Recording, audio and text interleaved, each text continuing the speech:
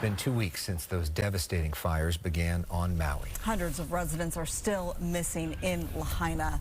Matt Finn joins us now live from Maui with more. Matt, good to see you. You are based in Los Angeles typically. You have been on Maui now for a few days. What is it like? Give us a sense of what the devastation looks like up close.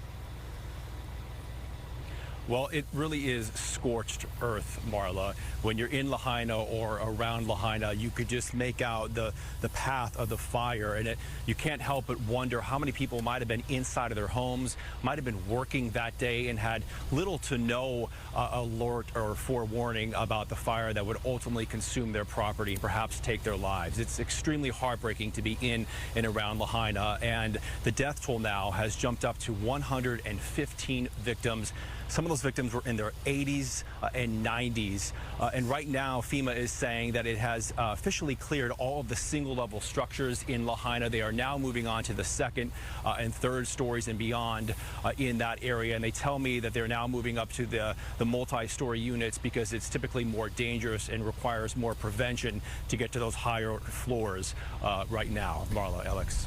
And Matt, we know we've heard from a lot of residents there who are frustrated. I know you've talked to some of them as well. In terms of the government's response, what have we learned about what kind of warning these folks did get and didn't get? Yeah, Alex, there's frustration. There's even outrage, the people that I've spoke to.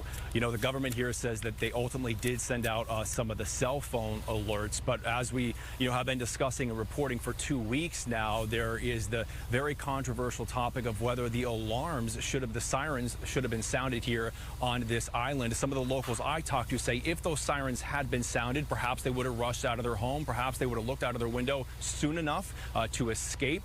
But the emergency management official here said that had they sounded the alarm, which is typically used for tsunamis, he felt like people here would have ran inland or towards the fire. But locals I talked to say, look, no human is going to reasonably run into a fire. If you sound an alarm, people are going to be a little more alert. And yesterday, the president visited Alex and Marla, and he is now promising a full federal support moving forward. As you know, he's been receiving some criticism that he's just not been showing enough empathy for the victims here on this island. Yeah, the mayor really coming under fire, and he still has to appoint an official to replace the one who did resign after coming under criticism for not sounding the alarm, although he says he's stepping down because of health reasons. This is a live look as officials give an update right now.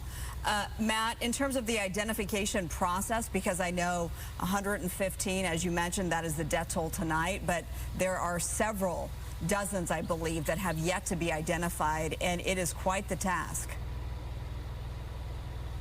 Yeah, and actually here, emergency management officials are asking for locals to provide their DNA. There are DNA bases set up where people can provide their DNA if they have missing loved ones. And I think the latest number right now, and it might be updated in that press conference that we're monitoring, is about 850 people still unaccounted for in the Lahaina area. And Lahaina is a rather small historic town, so that's still a very significant figure of people who have been unaccounted. And, the governor is now warning that there could be any number of children or more elderly people among that 850 unaccounted people, Marla.